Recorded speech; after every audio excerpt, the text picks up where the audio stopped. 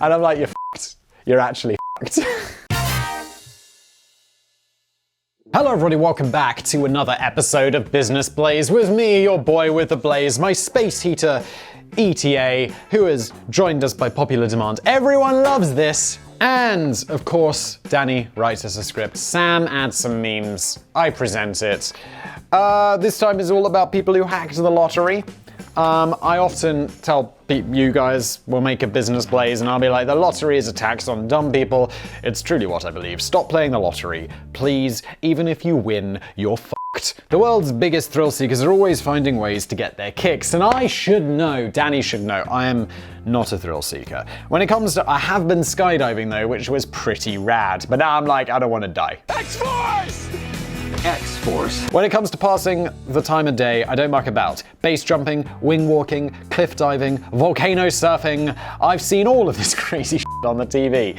Yeah. Those, I have to say, like, those base jumping videos on YouTube are pretty rad. But a guy from Michigan called Jerry Selbee spent a big chunk of the 1960s pursuing a very different, but equally wild dream. He was determined to crack the secret codes printed on the back of cereal packets produced by General Mills. Alrighty then, what a radical thrill seeker.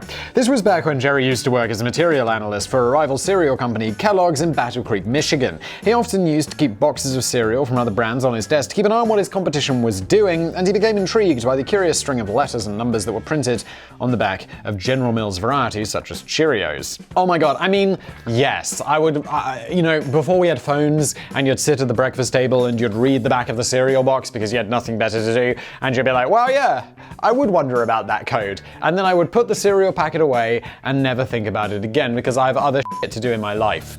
Jerry didn't, even though he was a material engineer of some variety, right? Most cereal manufacturers stamp their boxes to keep track of their place and date of production, but the General Mills stamps seem to be composed in an entirely indecipherable secret code which Jerry was determined to crack. So he spent ages and ages setting up radios, scribbling on paper, and even testing the contents of hundreds of packets for moisture comparison, until he finally cracked the code. He could now look at any packet of cereal produced by General Mills and immediately ascertain the exact plant, date, and time at which it was created. Danny writes, results. It's like, amazing, Jerry. You hero. You're the hero we need, Jerry. What did Jerry say? Jerry was here? When the aliens come and take over the world, you and your cereal box code cracking capabilities will save us all. You're right. Jerry, thank you for your service. Goodbye. Sadly, this proved to be completely useless information, and nobody else at Kellogg's gave a shit. What a surprise. But before we dismiss Jerry Selbee, oh no, I'd basically already dismissed him as a bit of a hopeless nutter who enjoyed wasting his time on utterly pointless nonsense. Poor Jerry. When was he doing this? 1960s. He's probably dead. As a bit of a hopeless nutter who enjoyed wasting his time on utterly pointless nonsense, it's worth pointing out that he had a very clever mathematical brain, and he enjoyed spotting patterns and solving problems. You solve problems. When my boiler wasn't working, you kept me warm. You are more useful, ETA, than Jerry Selbee. Good job. Good job. I wonder, are you the most famous space heater in the world right now? It's worth pointing out that he had a very clever mathematical brain and he enjoyed spotting patterns and solving problems. And this would eventually turn out to be pretty useful 4 decades later when he turned his mighty brain power to the problem of how to win the lottery. See, that sounds a lot more useful. I've never really played the lottery myself, but I can't help but feel a bit put off by the odds of winning, which are usually about 1 in 13 million. But although lotteries often get bad press and have been dubbed a tax on the poor by not just me, but everyone else with a brain, a phrase dating back to 1760 when lawmakers in Pennsylvania noticed that poor people were snapping them up in a far bigger quantity than anyone else, there's also a positive side to this billion-dollar industry. Back in the early days of America, lotteries helped to fund the first colonies, and later on, the construction of railroads across the wild frontier. So everyone would still be pissing around on horses if the lottery hadn't been invented. And it's true, the lottery does go to paying, at least I don't know in the US still, but in the UK, like the lottery pays for a bunch of stuff, they build a bunch of buildings and all of that shit. But I mean, a tax on the poor. What the fuck do you think your taxes do? Or well, I mean, they pay for wars and as well. I don't think the lottery is funding any wars. That would be a bit weird. And in many cases, some of the profits generated from lotteries end up going places where it's most needed. Yes, indeed. In the UK, the National Lottery has raised £41 billion for charities, blah, blah, blah, blah, blah, since 1994. But realistically, it's never a good idea to pin your future plans on the prospect of winning the lottery. Yeah, no shit. I did watch an interesting video the other day on YouTube where these two guys, it's made by, I don't know, some YouTube channel, and they have two people sit down, and one of them was a lottery winner from back in the day, so he was an older man, and there was a young man, and it was like, alright, so the old man, he had won 6 million, but decades ago, and the young guy had won 1 million. The old guy was like, oh well, I bought myself a Jaguar, and I paid off my house. And, I've been doing what I want for the last 40 years. Not outrageous, nothing crazy.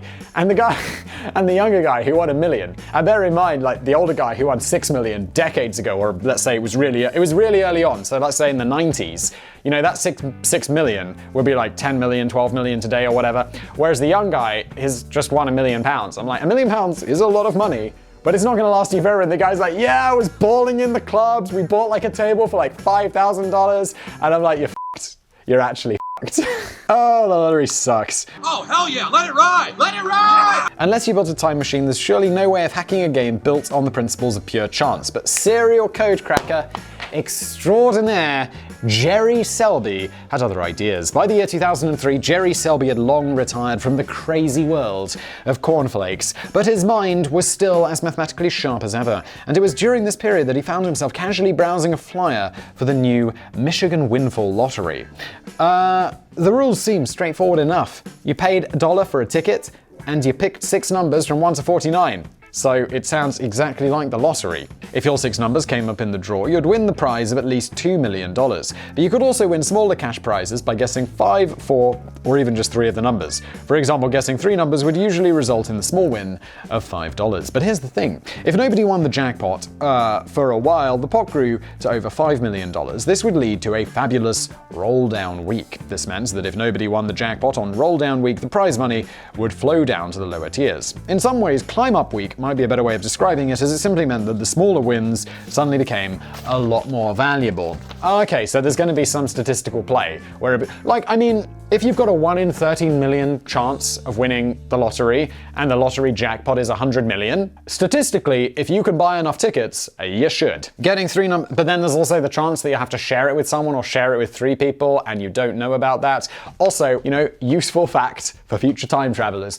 When you go back in time, there is one very important thing you must do. Buy more than 1 lottery ticket with the same numbers. Because imagine this situation, you go back in time, you got your 1 shot, you buy a lottery ticket, and then you have to share it with some fucker who just got lucky. What you need to do is say, buy 9 tickets, all with the same numbers, and then some other guy buys 1 ticket, just the lucky guy, with the same numbers. And you go to collect the prize, it's like, there have been 10 winners. And it's like, you just go there and you've got 9 tickets, all with the same numbers, and he's got 1. And they'll be like, there'll be an investigation. Better hide your time machine. But, then you get 90% of the winnings. Always, I don't know where I read that, but it's solid advice. But, the lottery people are gonna look the into you. He didn't quite, also the other guy's probably gonna sue you for some.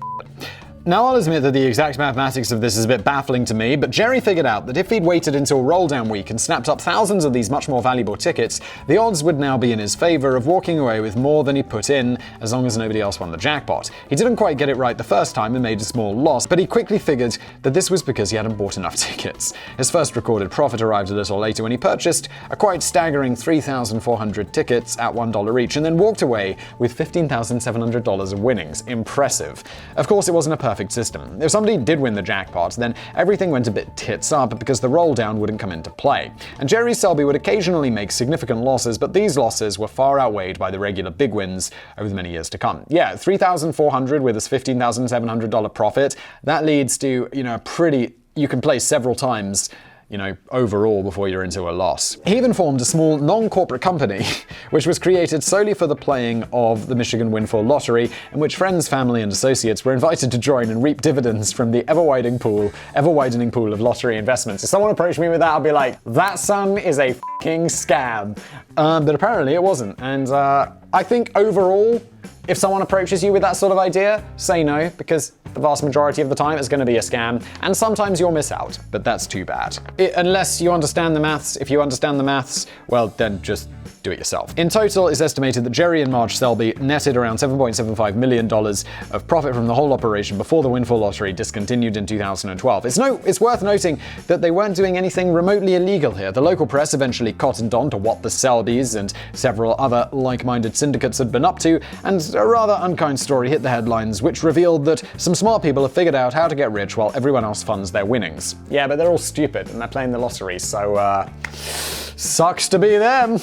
It was this story that prompted the phasing out of the windfall lottery, and although an official investigation was launched, there was never any suggestion that Jerry and Marge had ever broken the law. They simply had been buying lots and lots of tickets. But perhaps the sweetest, this is the thing. They're not cheating it, they're not involved, they're not on the inside, they are just buying tickets. But perhaps the sweetest part of this story is how Jerry and Marge Selbee acquired the thousands of tickets that was required for the roll-down Lottery Week strategy. They certainly showed dedication. The only way of purchasing the tickets was from a machine in a participating store which very slowly pumped out 10 lines of numbers at a time on one ticket. In order to print out 10,000 tickets, they would literally have to stand there in the shop all day, from first thing in the morning until closing time, as the machine slowly chugged and grinded away. I used to work in a store which sold lottery tickets to suckers. It wouldn't take that long. It was a big machine, it had all these crazy buttons on it, but there was really one machine you just use because everyone's like, oh yeah, one lucky dip, which is where the machine randomly chooses the numbers for you. You press a button. Oh, there was a row of buttons, so if someone wanted 10 lucky dips, you just press the 10 button. It's like, and it prints it out, you hand it to them and you sell it. But I guess that would take a while for 10,000. You gotta do it 1,000 times, that's a lot of times. Jerry even once spent the whole of Christmas Day standing in front of a machine purchasing 45,000 tickets for the next draw. Holy shit, Jerry, we're taking this up a little. Okay, see you tomorrow, Jerry. I'd like to think that at least he got a chance to pull the cracker with the guy behind the counter. Of course, Jerry and Marge Selbee weren't the only players of the lottery. One of the more famous examples is Romanian-born economist Stefan Mendel, who managed to win the jackpot prize in the lottery no less than 14 times. Oh my god, Stefan, you are a time traveler. Either he was just incredibly lucky, or he had some sort of clever system. Or time machine, Danny. Never discount the time machine. Stefan had been struggling to get by in his early years in Romania, but after a few strategic experiments with numbers and odds, he managed to win his first lottery in Romania in the 1960s, raising enough money to leave the country and travel Europe before eventually settling down in Australia. All the way up to the 1980s, he continued to game a range of different Australian lotteries, and he continued to win the jackpot prize on a regular basis. The Stefan Mendel's system is actually quite simple to understand. It just requires lots of money and a lot of hard work to put into action. This went beyond just standing in front of a machine in a shop all day and pressing a few buttons from time to time. Stefan had figured out that the same lottery draws offered a jackpot prize which was significantly higher than the number of possible combinations in a lottery ticket. So for example, if a lottery asked you to pick 6 numbers between 1 and 40, there are a total of 3,838,380 different number combinations that you could choose. But if the jackpot prize was close to $10 million, then Stefan could, in theory, purchase a ticket with every single possible combination and be guaranteed to win the jackpot. Okay, cool, this is what I was talking about before, where you just have to have a lot of money and it makes statistical sense. Again, it's not an absolutely perfect system. In most lotteries, a jackpot prize is shared if there are multiple winning tickets, and this could potentially be a problem. But it's incredibly rare for a jackpot to be shared by more than 2 or 3 winning tickets. Stefan felt that he was on relatively safe ground if he only implemented his strategy on draws where the jackpot was at least 3 times bigger than the number of possible combinations. And there were plenty of these on the go in Australia at the time. But the implementation was a challenge. Back in the 60s, when it had a similar idea for the Romanian lotteries, he actually spent 8 months writing out millions of combinations by hand. Oh my god. Imagine the anguish if he got distracted by a pizza delivery and made a mistake. Oh my god, can you imagine? Can you imagine? By the 1980s, he was able to harness the power of computers, which made life slightly simpler. But he still had to set up a very complex system with printers and computers running on algorithms to pre-populate tickets with every single combination before going out and actually paying for the tickets at hundreds and hundreds of different authorized lottery dealers. You can imagine that a store owner might get a bit huffy if Stefan just turned up out of the blue and demanded all 3.8 million tickets in one go. Jesus Christ, that is a whole different thing. There was another one where you can feed someone fills out a lottery slip, which is I imagine what he does, and then you feed it into the lottery machine and then it prints out their specific numbers on the thing. But it takes about the same time as printing one. So I mean, I can't understand. Printing 10,000 takes a day. So we're talking 10 days, 100 days to print 1 million. So we're talking 300 days of printing tickets, so you're gonna have to have multiple people working on this. He went to form a syndicate to ease the financial and practical challenges, of course he did, in winning the lottery on a regular basis, raking in millions of dollars over the best part of a decade. However, not everyone was happy with the man who kept hitting the headlines by winning the lottery again and again. Stefan Mendel faced investigations by no less than 14 agencies who believed he was trying to cheat the system, but was ultimately cleared of any wrongdoing, although the Australian lottery did put an end to his game when they banned the purchase of every possible combination by a single person or group. Yeah, this is the thing. Like, as soon as they find out, they'll just make a rule. Or it'll just be like, okay, well now it's, instead of 1 to 40, it's 1 to 49, and every additional number on there makes it wildly less likely that you're gonna win. Sadly, Stefan's luck ran out in the 90s when he lost most of his winnings in bad investments and was forced to file for bankruptcy in 1995. Oh no, you win the lottery 14 times, Stefan, come on! In fairness, they always say that winning the lottery doesn't always bring you happiness, not even if you manage to do it 14 times. It doesn't. Most people who win the lottery don't get happy afterwards. Don't play the lottery, don't be dumb. Lottery-style games of complete chance can come in all different shapes and sizes, and one of the most popular options for pissing away your money is the scratch card. Oh god, these things are even worse. Like, I've experienced this because I worked in that shop. People would come in and they would buy lottery tickets and all of this. And it's like, people who play the lottery, you'd occasionally get, people, who'd come in and they'd be like, oh, I just like doing it. But then you would also get people who would come in and they're just addicted. And it was never really to the national lottery. It was never really to like the lucky dip buying like 100 of those. It'd always be like, yeah, I'll have like 50 scratch cards. And they'd stand in the store and they'd scratch them all off and they'd redeem them and they'd spend them on more scratch cards and then they'd win a prize. Like one guy won $1,000 where he was in the store and he was really happy. But then over the next few weeks he comes into the store and of course he's spending all that money on scratch cards. It is mega depressing. It is so pointless. I remember that my dad used to buy 1 or 2 of these every now and again, and if I was lucky he would give me a 5p piece and let me scratch off the latex coating to uncover all of the losing numbers. The excitement almost made up for not having holidays or Christmas presents. Oh no, Danny's dad's a degenerate gambler. In 2003, a geological he's like, yeah, I'll have 50 number 4s, and he takes 2 of them home for Danny, poor Danny. In 2003, a geological statistician living in Toronto began wondering if all scratch cards were entirely based on a system of chance and luck. Much like Jerry Selbee, he wasn't a gambler himself, he just loved spotting patterns and solving puzzles. Mohan Srivastava had been given a couple of scratchies as a crap present at work, and he'd shoved them in his drawer for several months without much thought. When he came across them later, while fumbling around in his drawer, he figured that he may as well check out to see if he'd won anything before throwing them in the bin. It turns out that he'd won $3 from one of them, so the joke present hadn't been completely crap. Wow, I just remembered, as a kid, there was something called club bars.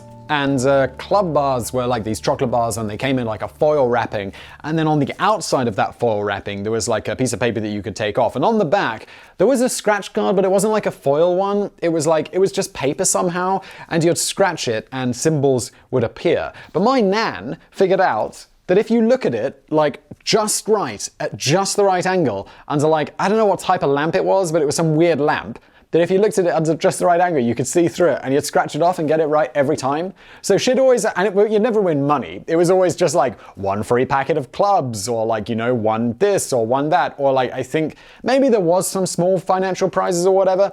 And don't get any ideas, my nan's now dead. So she's not going to get prosecuted for any crimes.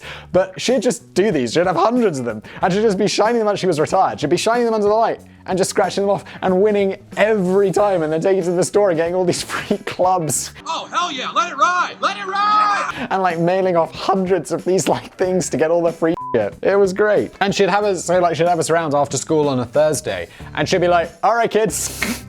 Here's your pile of club things. And it was great because you'd be scratching them off, you'd be winning every time. It was exciting. But this got Mohan's mind buzzing about how exactly these cards were designed and manufactured. The winning scratch card was a tic-tac-toe game. Printed on the right side of the card were 8 tic-tac-toe boards displaying a total of 72 numbers from 1 to 39. This obviously meant that some numbers were often repeated once or twice across the boards. Yes.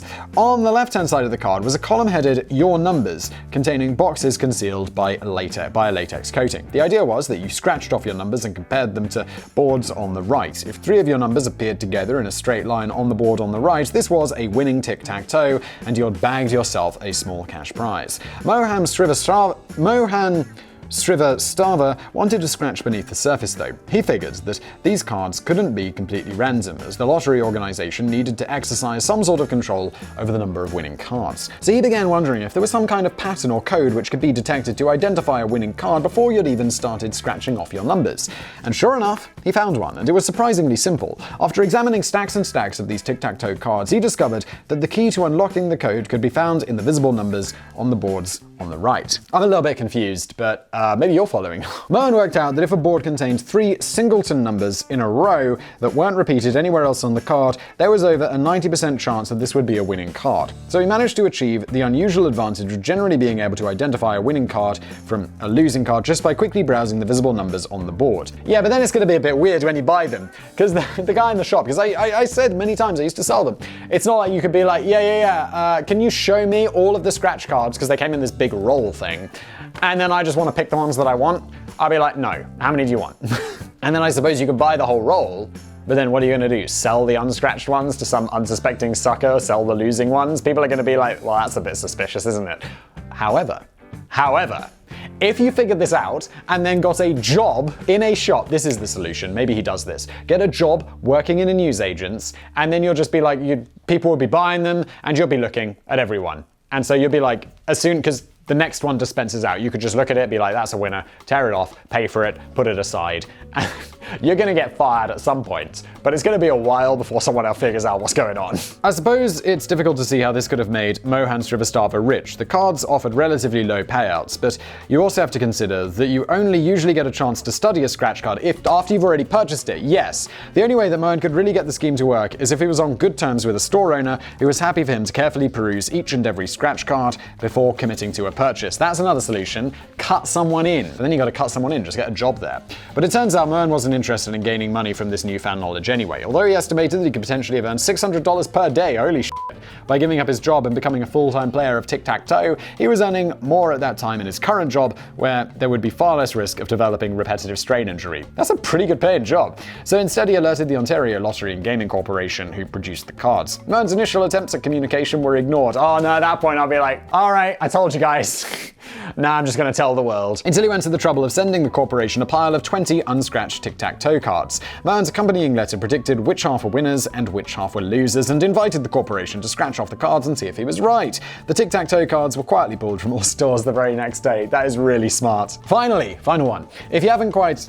Is it really? I feel like we've got a long way to go. We've still got 3 pages. Finally, if you haven't quite got the mathematical brain to game the lottery, you could always just cheat. A few devious doors are bound to open up if you can just find your way to becoming the host of the draw. Back in 1980, the televised live draws for the Pennsylvania Lottery were hosted by a guy called Nick Perry, an experienced local broadcaster who had worked his way up from radio to TV news, weather, and sports reporting. By this time, he'd already been hosting the Pennsylvania Lottery for 3 successful years. On that night in 1980, one of the draws overseen by Nick Perry was for the popular 666 game, which was destined to generate a record payout of $3.5 million, or about $11 million today. The special machine randomly spat out 3 balls numbered from 0 to 9, which could potentially include multiple balls of the same number. If your own 3 numbers match the 3 balls that popped out, you'd just won a fortune. Wait, that's not that big of a combination. On this occasion, it came out with the number 666, which perhaps was a clue that something devilish was afoot. I know that some of the earliest manuscripts of the Bible describe the number of the beast as 616, but I don't think this sounds as creepy as 666. I'm glad they changed it in later. Is that true? Wow. It turns out that one of the lucky winners was Nick Perry himself. It managed to scoop $1.18 million of the shared jackpot prize, or just under $6 million today. However, the winning tickets weren't in his name, and he sensibly decided not to reveal his win live on air. Okay, I don't know, if I'd honestly won, I'd be like, holy shit, this is... Guys, you're not gonna believe it. You see, Nick Perry had come up with a clever scam. Yeah, even if I was scamming it, I'd pretend to be surprised on air. Along with fellow conspirators Jack and Pete Maragos, who shared a stake in a vending machine business with Perry, they had approached a local lettering expert and art director to create replica versions of lottery balls, which would be identical to the real deal in every aspect except one. They would be slightly heavier, which meant that the machine wouldn't be able to spit them out. Of course, if they'd swapped all the real balls for the replica balls, this would have resulted in a bit of an anticlimax during the live draw, but that wasn't the idea. They planned to replace all of the balls except the ones numbered 4 and 6, so this would guarantee that the machine would only release 2 2 different numbers, and there could only be 8 possible combinations for the winning draw. Jack and Pete Marra would then purchase loads of tickets with those 8 different combinations and scoop the big jackpot. Handily, Nick Perry was only one of 2 people to hold a key to the room where the machine was locked up. Well, dude, I mean, it's gonna be the police are gonna look at you or the other guy, right? He got a stagehand to swap the balls just before the draw. Dude, you're involving 2 friends, a guy who made the replicas for you, a stagehand. Bro, you are gonna get caught. And then they'd swap them afterwards just to cover the trail. Just half an hour after 6 million viewers had watched the live draw on television, the replica balls had already been burnt in an old paint pot. However, the lottery authorities quickly became suspicious when they noticed that a surprisingly large number of tickets had been purchased using those 8 possible combinations. And one employee of a bar near Philadelphia informed the police that 2 men, Jack and Pete Marra, had wandered into the bar and bought ridiculously high numbers of tickets with a big wad of cash. As they were making the purchase, one of the brothers had made an unusual phone call in which he held up the phone to the sound of the machine printing all the tickets. These guys are terrible criminals. You're the worst criminals. If you'd have done this sensibly, you wouldn't have got caught, which makes me wonder how many people have done this and not got caught. Probably a lot, because idiots get caught. Investigators were able to trace that phone call and found that it led to the studio sound booth of Nick Perry. Oh no, guys, come on. How dumb can you be? Surely you must be reasonably intelligent to have worked your way up to being, like, on TV and Well, obviously. I don't know, actually, maybe people on TV are dumb. That means nothing. You're so dumb. The disgraced TV host always maintained his innocence, but in 1981 he was convicted of criminal conspiracy, criminal mischief, theft by deception, rigging a publicly exhibited contest, and perjury. Let's play the usual game of guessing how long he goes to jail. I am gonna say 4 years. He was sentenced to 7 years in prison, oh god, but when did he get out? Of which he served 3 before being released on parole. I'm getting pretty good at this guessing how long people go to jail thing. But the Marra brothers dodged jail time by just spilling all of the beans on their former friend and business associate. But it wasn't all bad news for Nick Perry. I mean, well, it kind of was. He failed to resurrect his doomed TV career after being released from prison, what a surprise, and he died in 2003, having never admitted the slightest bit of guilt. So they let him out early after 3 years, even though he didn't admit it. I thought one of the things was like to go to parole board and then you're like, yeah, no, I really regret it and I won't do it again. He's like, no, I'm innocent. I thought that means you kind of had to stay in prison. By the end of his time in the slammer, it's rumored that it at least managed to solve the fiendish word search game printed on the back of a Cheerios packet from General Mills. Ba-da-bum-bum. That story could just be a load of old numbered spherical objects. Ba-da-bum-bum. This has been Business Blaze. I have been your boy with the blaze. This has been ETA, my fantastic lottery-playing co-host. Danny wrote the script, Sam does the memes, and I'll see you next time. Smash that like button.